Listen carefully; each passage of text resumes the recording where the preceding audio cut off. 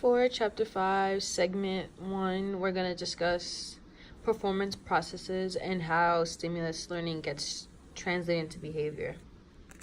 So we'll begin with memory and learning, specifically how well conditioning is learned and remembered. So how well is conditioning remembered? A CS that undergoes conditioning at one point in time can still evoke a conditioned response long into the future.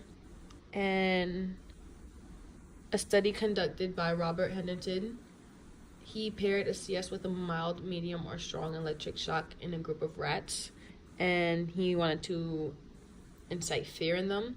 So in this study, he tested their memory for either 1 day or 60 days, but evidence proved that the rats actually didn't forget anything. And the process that he incites here is called memory reactivation. And this is when forgotten memories can be triggered by re-exposure to the part of the original learning situation.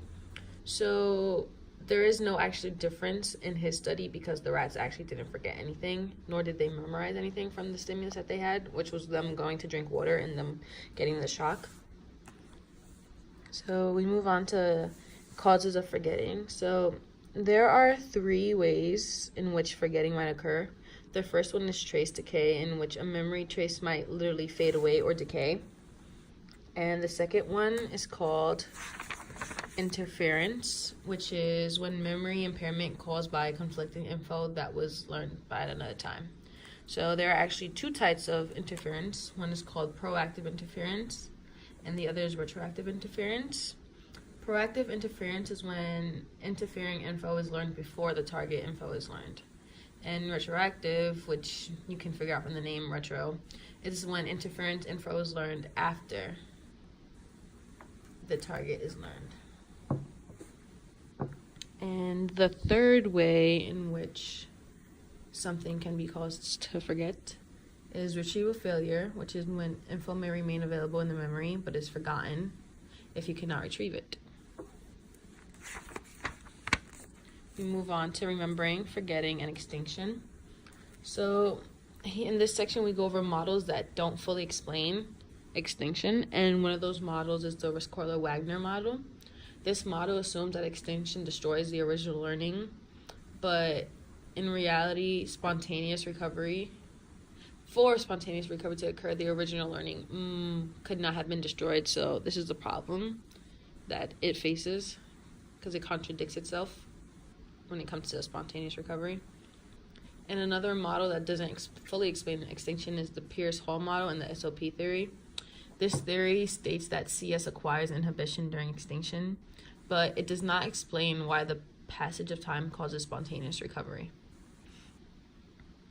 So spontaneous recovery is just one of the several effects indicating that extinction does not destroy the original learning. And piggyback off of that definition, we go into the renewal effect, which is a CS is renewed in the context after extinction has taken place, and the recovery responding that occurs when the context is changed after extinction. And this typically happens or leads to it leads to being especially strong when the context is changed back to the original context of conditioning.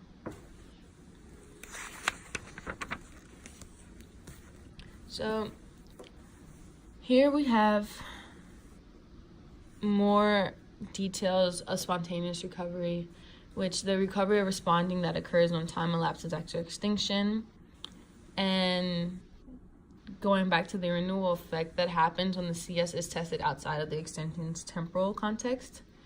And both spontaneous and recovery